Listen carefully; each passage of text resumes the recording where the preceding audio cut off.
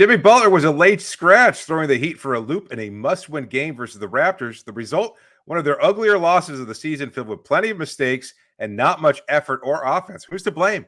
Does this team even care anymore? And is there a growing divide in the locker room? We'll break it all down on today's episode of Locked On Heat. You are Locked On Heat, your daily Miami Heat podcast. Part of the Locked On Podcast Network, your team every day.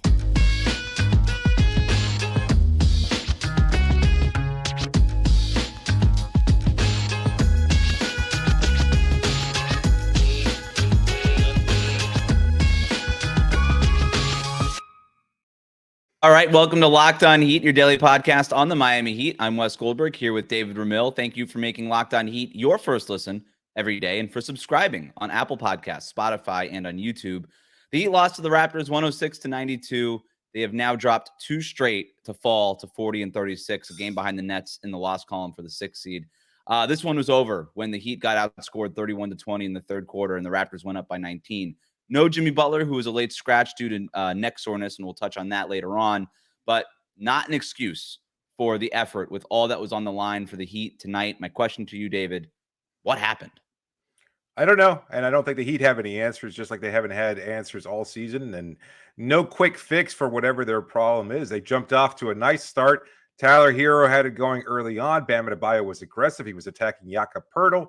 And it looked like they were on their way to a good road win against a pretty decent and spicy Toronto Raptors team that can give teams like the Heat a lot of problems with their length and athleticism. And then it kind of just all snowballed from there. It seemed like there was a slight turning point. Again, maybe not the entire focus for the Heat team in terms of Bam Adebayo, who I expected to be the emotional barometer for this team, being able to carry them in Jimmy's absence. He didn't get a couple foul calls in his way. He was a little frustrated with Poeltl's size and either Siakam or OG Anunoby attacking him on defense. And it seemed like maybe he lost focus a little bit. And then from there, just continued to pick up. Not a lot of shooting here. The team shot poorly from three-point range, but that hasn't been any different than it has been for most of the regular season either, although there's been an uptick of late. Tonight was certainly not the case. Not a lot of passing, however. The ball just was not moving at all. Only 18 assists on the night. The Heat in general, 5 of 9 when they have 19 assists or less in the season. So I think that's certainly something that you can point to and say when they're not moving the ball around, they're not going to be able to generate much offense. Bam, who I feel like was responsible, or at least mostly responsible for tonight's loss, looked like he was trying to challenge Toronto defenders one-on-one. He wasn't looking to dump the ball, dump the pass off to somebody else, even when he was doubled. And it just seemed like it kind of, again, continued to pick up. Victor Oladipo getting the start for Jimmy Butler, too. We've seen him this season. He's not going to pass the ball much because he's looking to be aggressive and getting to the rim or at least create opportunities. At first, he was trying his best. He was getting to the line a couple of times, attacking Toronto defenders, but not really. The flow of the offense wasn't there. Yeah, not really. Not really. Look, I'm glad you bring up the passing because, I think the Heat felt Jimmy Butler's absence in a lot of ways in this game. They turned the ball over 16 times, which led to 20 points to the Raptors. Jimmy Butler's really good at taking care of the ball, right? They got to the line only 19 times. Jimmy Butler sometimes gets to the line 19 times by himself. All right, so I know that the Raptors only got to the line 9 times, but that's not really the Raptors' formula. For Miami, for them to score points, that is their formula, and they weren't able to do that. You mentioned the passing. It just kind of felt like their offense at best was sort of swing the ball around the perimeter into just sort of fruitless shots, and that was the best version of their offense tonight. Not a whole lot of guys getting into the paint, collapsing the defense, and spraying out. Again, a place where Jimmy Butler has been so effective, especially these last 3 weeks or so. So I think they really missed Jimmy's absence, but again, I'll say it, not an excuse for the lack of effort tonight too. With the fact that they came into tonight with an opportunity to surpass the Nets, at least in standings and record, for that number 6 seed, and instead now fall a game back in the loss column behind the Brooklyn Nets, who they still don't even have the tiebreaker over. Like, I just don't understand it, especially when you just lost to the Brooklyn Nets on Saturday. These games are so important, and they just don't act like it. I tweeted this during the game, David. I'm like, I've been waiting for the Heat to play like these, like their season is on the line, and I'm still waiting because I'm just not seeing it. You want to chalk that up to Jimmy Butler being a late scratch? You go ahead. I'm not. That falls to everybody that was on the court tonight. And I'm waiting for the urgency. And honestly, David, my takeaway from tonight's game is this team knows that they don't have it. I just think that a team that truly believed that they were playing for something would be playing better than this. Tonight, on Saturday night, you can go to so many other games, bad losses that they had on the season. If there was a team that really felt like they were playing for something, they would play with more urgency. But they have yet to flip that switch. They have yet to play with urgency. Now, you could tell me there's a lack of talent. I agree. There is a lack of talent. I think that might be what's feeding the lack of effort, is the fact that this team is looking around and saying, hey, we just don't got it. So why are we going to give everything? There's nothing on the line for this team because they're just not good enough. I'll counter that by saying that, and maybe this is a pretty glass half full perspective here, but we've heard Jimmy kind of hint at this in varying degrees throughout the season. We've heard Bam and others that it ultimately doesn't matter whether they're on the road to start a playoff series, whether they're the 6th seed, the 7th seed, or play-in tournament or whatever. Doesn't necessarily matter to them, and I can buy into. You think they'll play it? You think they'll turn it on in the playoffs? That's I don't know. I really don't know. And I don't think anybody else does. I don't think we can write this team off completely because we've seen them have good games. We're less than a week removed from their best game of the season, where it was a complete and total effort, an understanding of that same urgency that you're looking for against the New York Knicks, and then 2 days later, with plenty of rest, a day of practice, you go up against, let's face it, I think an inferior Brooklyn Nets team that had been struggling for an identity, and you wind up getting blown out in that game at home. Inexcusable. Then again, with another opportunity to recoup that loss in the standings, you go to Toronto, a difficult place to win. I get that. And yet, without Jimmy Butler, still no sense of urgency there. So I don't know. We've seen the bad from this team. We've seen the good from this team, and everything in between. They are all over the spectrum. I don't care about the good. I don't care about every team has good games. Every team wins games. Charlotte just beat the Mavericks twice and is basically credited for ruining their season. I don't care. Any team, the Rockets have won games. I don't know that I've seen a more disorganized team in the last decade than the Houston Rockets this year. I don't care about the good. I care about the bad, and I care about the in-between. And Miami's in-between and they're bad. There's not that much difference this year. But my point still, and I hear what you're saying, and I know a lot of fans feel frustrated. And look, I share that frustration. It's not just me trying to be optimistic here. My perspective is that their style of play lends itself to this kind of slow, in the mud, just dragging opponents through the physical challenge of 48 minutes, and then finding a way to eke out a victory in the last few minutes of the game, because that's just what they've done. They've done. So what are they waiting for? They're not waiting for anything. They're waiting for the games to matter, and they don't matter during the regular season. No, not to this team, not to this particular team. I don't know. They don't have to be a top. They don't have to be. They don't have to have home court advantage. They don't have to have anything. Last year they had home court advantage. They have to be in the playoffs. Well, that's not. I don't think that's realistic that they're going to miss the playoffs. They're going to get in there at some point. Why? They could be in the play-in. Based on what I've seen from this year, why do I trust that? You're saying that basically when the play-in happens, if they are in the play-in, that you think we'll see more of an effort. And I'm not saying that you're wrong there. I have no idea what to expect. And honestly, if you're acting that way, then that's an entitlement that I don't think that this team has earned, deserves to have. They haven't earned anything. This team they got to the finals 3 years ago. They almost got to the finals last year, but they haven't won anything. This is not a team that has deserved any. It's not the Golden State Warriors, who has taken their foot off the gas. They're not the 2001 Lakers. They're not the 2014 Miami Heat. You know, that's not this team. There's a sense of entitlement. If what you're saying that this team doesn't deserve, I just think that they're not that good, and I think they've given up. But either way, your reason, my reason, any other reason, the effort wasn't there tonight. Who deserves most of the blame for tonight's loss? Does Jimmy Butler deserve more blame despite not even playing? We'll talk about that next. But first, David, tell listeners about our sponsor. Today's episode is brought to you by FanDuel. The NCAA tournament is still going strong with the NBA playoffs right around the corner. Now is the perfect time to download FanDuel, America's #1 sportsbook, because new customers get a no-sweat first bet of up to $1,000. That's a bonus bet back if your first bet doesn't win. Just download the FanDuel Sportsbook app. It's safe, secure, super easy to use, and you can bet on everything from the money line, the point scores, number of threes drained, and whether or not Miami even makes the playoffs. You can do so much on FanDuel, and it's so easy, and it leads to easy and fast cash outs. FanDuel even lets you combine your bets for a chance and a bigger payout with a same-game parlay. Don't miss the chance to get your no-sweat first bet of up to $1,000 in bonus bets when you go to FanDuel.com/lockedon. That's FanDuel.com/lockedon to learn more. Make every moment more with FanDuel, an official sports betting partner of the NBA. Locked On Heat is available on Apple Podcasts and Spotify, so please do subscribe. We'll update our Heat culture bracket later on. Let's go to Blam Pie, another Heat loss. That smelly smell you smell is a smelly loss. David, where are you starting with the Blam Pie tonight? Well, I know it's easy to point the finger at the player who wasn't there, but I'm looking at the players that were there. And most notably, it was Bam Adebayo. He started off, again, with that sense of urgency, attacking Jakob Poeltl, looking to attack in the paint, and then from there just said, you know what, I can't do this anymore. I'm not willing to or not able to, whether he was challenged by Toronto's physicality, size, length, what have you. There was just a noticeable lack of aggression. Even in opportunities when he was getting fouled after a shot attempt, those shot attempts were kind of flat, just kind of lazily putting it up there and hoping for the bailout.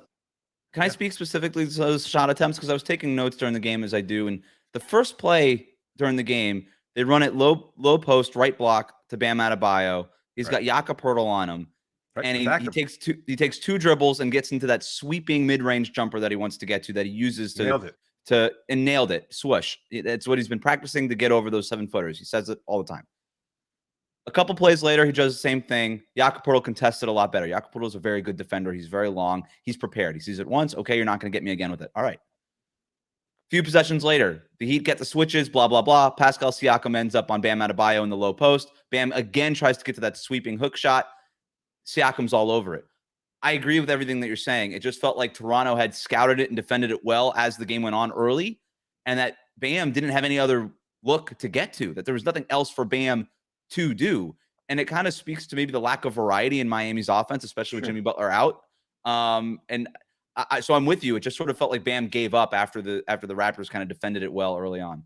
And that's a problem, though. I feel like either it's a lack of an offensive repertoire there or a lack of aggression, something that we've seen less of from Bam throughout the season. We've seen him obviously playing at a much higher level. Mm-hmm. He was Miami's best player earlier in the season, although Jimmy, of course, has improved lately to be in that MVP type conversation as one of the top 10 players in the league. Having said that, Bam was out there on the floor. If he's getting challenged by there, I think he can double down and just continue to attack them, create opportunities for others. And you look at the stat line, it looks fine. He also wound up playing 37 minutes in a game where they really had no chance at overcoming that huge deficit. So that was a little mind-boggling to me. Unfortunate that he wound up playing that much on the first night of a back-to-back set. When you go into New York tomorrow and you know he's going to be challenged by Julius Randle, he's going to have to muster some level of energy to attack Randle the same way they did last week.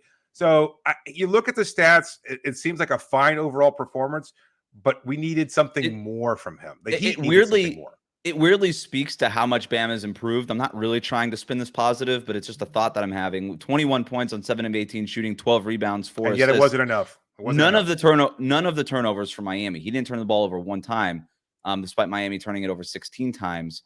And yet it wasn't enough because we expect more out of Bam. You did this. If this was Bam's game last season, I don't think we're having this conversation, right? But to your point, you just expect more, especially with Jimmy Butler out. You really expect him to step up in the way that Tyler Herro did. 33 points on 21 shots, 6 of 10 from three-point range. Tyler Herro came in, and some people might look at the box score and the final score and say, well, that's just empty calories for Tyler Herro. It wasn't. I thought Tyler Herro was the only guy who really showed up and tried to lift Miami and carry it. And by the way, did for most of that second quarter, and was really the only guy scoring at a consistent rate in the second half. I thought the world of Tyler Herro's performance tonight. But after that, I don't know that anybody really stepped up. We tweeted it out from the Twitter account, who deserves the Blam Pie tonight. Here's just a sampling of some of the responses. Me for watching the game. Everyone. Not one guy on the roster. The guys who created it and refused to change anything about it. Jimmy's neck. Pat Riley. The front office. Every player. Everyone. Spo, Bam, Tyler, Kyle, Struz, Zeller. The whole squad. Front office and Spo. Enough excuses. It's Bam, Kyle Lowry. I'm surprised we didn't get any blame for it. It seems like I didn't get through all of them. Maybe there's somewhere down there. I mean, it wouldn't surprise me. So yeah, I hear everything you're saying, and there's no excuse for the lack of effort. And I've said it once before, and I'll keep saying it. But I can't help but think that Jimmy Butler deserves at least a few slices of Blam Pie. It could have been assumed that Jimmy Butler's absence was a planned one on the first night of a back-to-back. I don't think it was. He went through shoot-around. The Heat were given the impression that he intended to play. Then he decided not to play before tonight's game. He was not even on the injury report until the middle of the morning, afternoon. And that was with what was listed as neck soreness. We had no indication that that was happening before. Jimmy, deciding to sit before a game, that's happened before. But given the importance of this game, when Jimmy Butler decided not to play just hours before tip-off, after the team had met in the morning, thinking that he was going to play, I think that deflated the Heat tonight, David. And I think that he deserves some blame 100%. for this. Yeah, I do. I agree 100%. I think we've seen this from him early in the season. You alluded to it, but there was one instance in particular. I think the only real instance where he was expected to play, everything was fine, and it was a very last-minute scratch there. And then we wound up seeing a very discombobulated version of this team that couldn't compensate for the sudden, unexpected loss of Jimmy Butler and everything that he does. He's an incredible player. I think there's no denying that. Even though he wound up struggling in that loss to the Nets over the weekend, you know that Jimmy Butler is still capable of producing, having a big monumental impact, shifting the way the game is played, etc.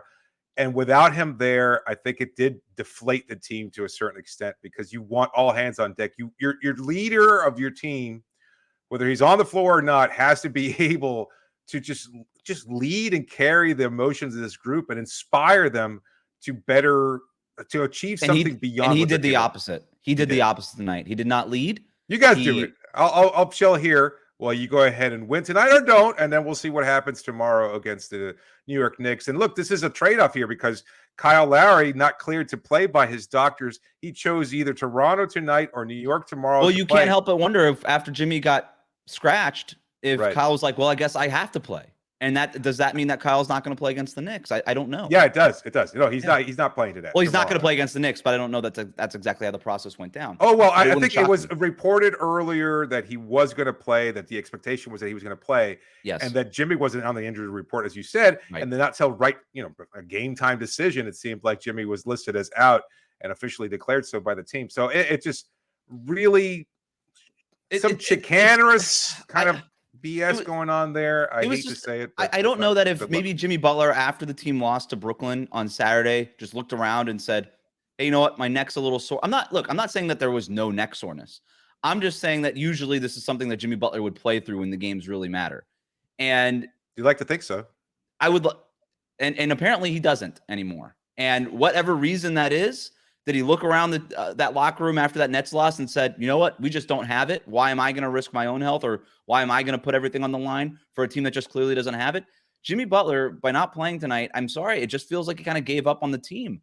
And so you look at how this team went out and the effort that they showed or the lack thereof, and you can't help but wonder, were they deflated by Jimmy Butler's late scratch and deciding not to play late? Because it kind of feels like that was the case. Just reading between the lines and watching that game with my own eyes, that team was not a team that was inspired. And to your point, David, that's Jimmy Butler's job, is to inspire. And he did the opposite of that tonight for the Heat. So it's very I wonder if the team, again, like I was kind of getting at before, I wonder if it's taken on his approach, his just overall mindset about the season and the expectations that maybe you can flip the switch when the games matter more. And they were just kind of like, well, if he's not going to play tonight, then maybe this game doesn't really matter all that much. Do they know that there's only 7 games left in the season? Maybe that's the problem. Somebody show them 6 after 9.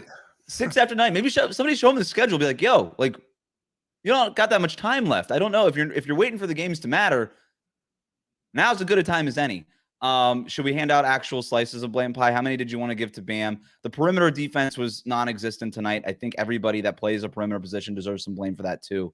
I don't know. Do we do or we can keep it simple? 4 to Bam, and then you can dish out the other 2 however you see fit there. Because why don't we do 5 and 5, and that way I have to do less math. That's fair. All right.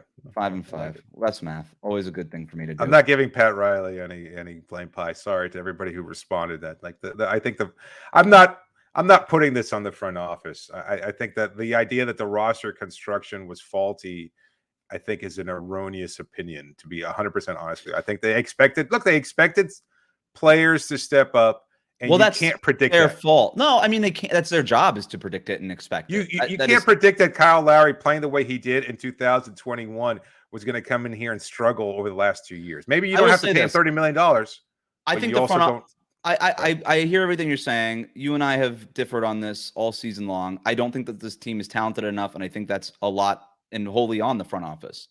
I don't think they're talented enough to compete for the Eastern Conference. But we're not talking about competing for the Eastern Conference tonight. We're talking about beating the Toronto Raptors. And this team was talented enough to beat the Toronto Raptors. And so to your point, I'm not putting this loss on the front office whatsoever. I'm putting it on the players on the court, and then one player who was not on the court for their lack of effort. This was a locker room. This was a locker room loss, totally and thoroughly. You mentioned Pat Riley. The Heat culture bracket is next, and Pat Riley's making another appearance. That's coming up next on Locked On Heat. Reach Locked On Heat on Twitter, Instagram, email us, lockedonheat@gmail.com. Let's update the Heat culture bracket in which the person who represents Heat culture the most moves on. Our first matchup today. I get the feeling that everybody's going to switch off this segment because it's like the last thing you're feeling right now after tonight's loss is the kind of vibes that Heat culture normally gives Heat fans. And so I wonder how many people are really like, you know what? I don't really care about Goran Butler versus blankety blank. I don't even know who the matchups are tonight, but let's figure it out. Who we got first? Okay. Well, the first one. No, and look, if you don't want to hear it, you don't want to hear it. But it's Heat culture. No, you should. That's not. No, we're not letting them off the hook either. You know, that's what are we gonna do? We hold our fans accountable here, Wes. That's the way we do things on Locked On. Look, you want to turn in an effort like the Heat did tonight and check out early? Be my guest. Reverse psychology. You want to mail it in? Go ahead. First matchup tonight. Number 1 seed Pat Riley versus 17 seed Andy Eliesberg. Front office going at it here. What do you think? I think this is brutal. I don't think Eliesberg has a chance here. I mean, like, as much as he might symbolize Heat culture and has carried, the culture into the front office in terms of like their kind of dealings and the way that they acquire players. And I mean, Eliesberg is a fantastic person, a fantastic mind in the NBA circles, and I think he's widely respected. But I mean, come on, you can't. He got screwed. Pat Riley has to advance. Yeah, it's Pat Riley. Unfortunately, Andy Eliesberg got totally dogged in this side of the bracket. Not fair to him. He deserves to go further than this, but he's not going to because he's facing Pat Riley. And as much as Heat fans are upset with Pat Riley right now in this season, it's still Pat Riley, and he's moving on. I'm picturing like a Et tu Brute kind of thing, like like an ultimate betrayal here. Or you remember his Game of Zones? That one time that Phil Jackson had like a Carmelo Anthony, and then he dropped him down the doorway, like a Game of Thrones. I know, but this would be the opposite of Et tu Brute. This would be like Julius Caesar turning around and stabbing Brutus before Brutus got the chance. I saw your shadow, Andy. You're not creeping up on me. Sorry. Quite the shadow. Our next matchup, number 9 seed Goran Dragic versus 25 seed Shaquille O'Neal. For those who don't remember, Shaq actually upset Chris Bosh in the first round. So Shaq coming in this matchup with some momentum. The reason Shaq actually beat Chris Bosh in that first matchup, it's a case worth repeating. Yep. If not for Shaq, the Heat they are not the star power spot, right? They're not a landing spot for superstars. And as much as people want to say that Heat culture is practicing with knee pads and being bloody during games and all this stuff, it is also the star power that resulted in DWade thriving here, LeBron James coming here, and Jimmy Butler coming here. Like the fact that the Heat are looked at as a star destination has to do with Shaquille O'Neal. It starts with him. And so you might not want to admit that that's part of Heat culture, but it very much is a part of Heat culture. Meanwhile, it's Goran Dragic, baby. It's Gogi. So this is tough. This is actually a tough one for me. This is a really difficult one. I mean, you make a great point. Without Shaquille O'Neal and the star power that he brought, he was the first real star to come here. Because Alonzo Mourning before that, I mean, he's Hall of Fame career, etc. But I don't think he's never going to be on the same level as Shaquille O'Neal, and that's fine.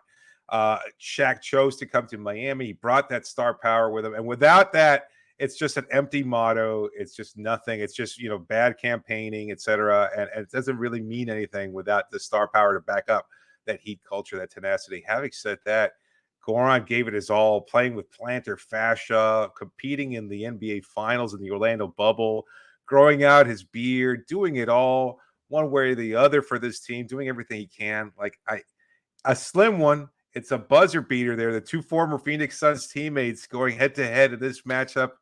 I've got to go with Goran Dragic.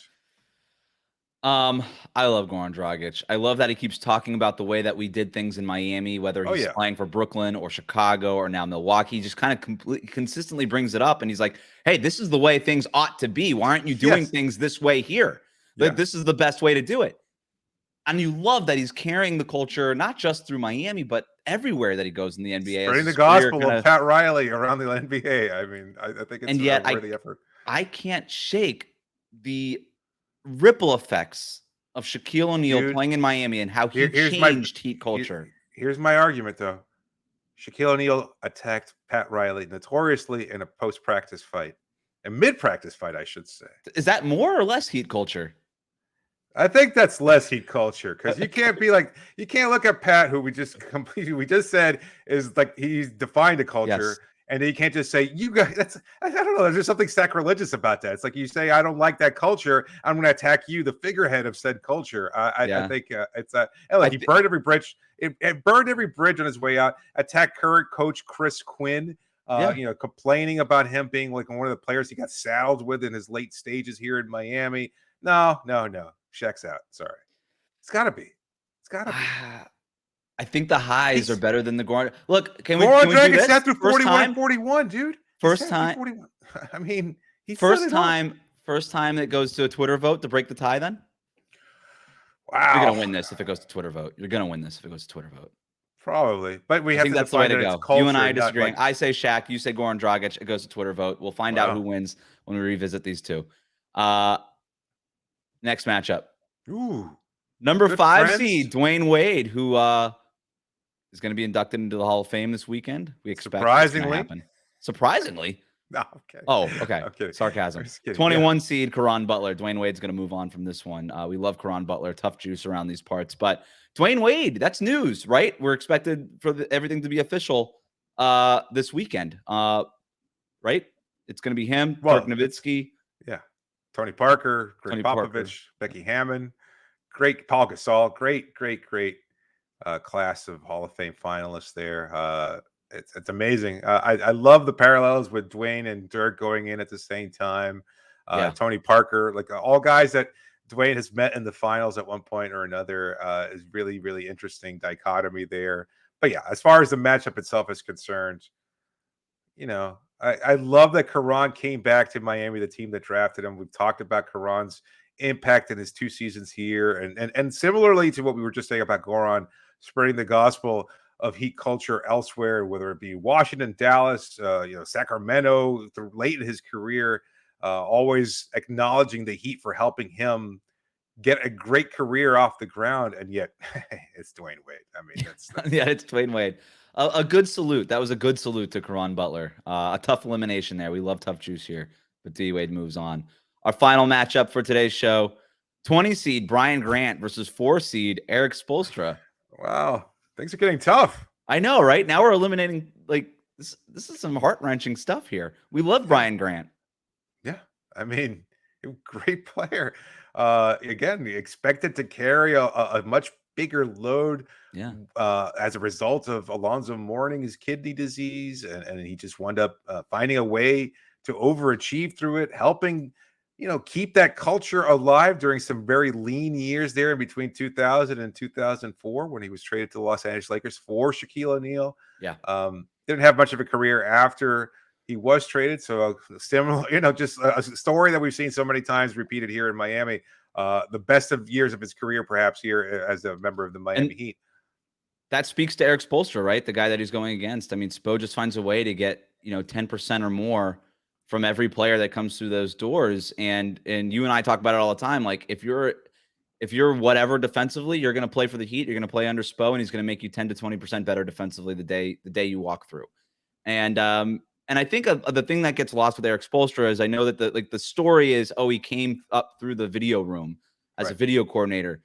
The part that's lost in between the video coordinator stuff and being a head coach is the fact that he also led Miami's player development program for years. And specifically when Dwayne Wade was a rookie, when D-Wade got drafted, Spo was D-Wade's main coach, right? And that's why they have that bond that they do have. And so you think about the way, like what we just talked about with Shaq and Pat Riley, the way that these big figures that have come through the organization have influenced Heat culture and put their own thumbprint on Heat culture in their own way.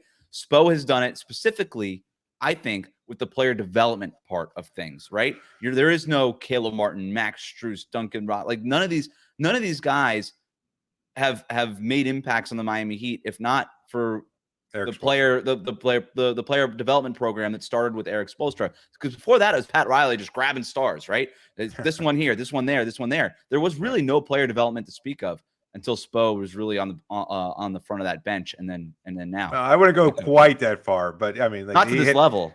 No, not to the point where it was a defining characteristics for this Heat organization. Well said. Yeah. Players are going to develop with coaches or without coaches. It's just going to happen. But yeah. Right. No. It's a landslide victory for Eric Spoelstra. Right. Sorry, Brian. Still one of my favorite Heat teams ever. That 2003 Miami Heat team with Brian Grant. Thanks again for making Locked On Heat your first listen every day. Remember to subscribe to new episodes of Locked On Heat on your favorite podcast app and on YouTube. Ring the bell to get notified as soon as new episodes go up. Now make your second listen game-to-game NBA. Every moment, every top performance, every result. Locked On Game to Game covers every game from across the NBA with local analysis that only Locked On can deliver. Follow Game to Game on Locked On NBA. It's available on the Odyssey app, YouTube, and wherever you get your podcasts. David, thanks for joining me. At least I showed up tonight and liked the Heat.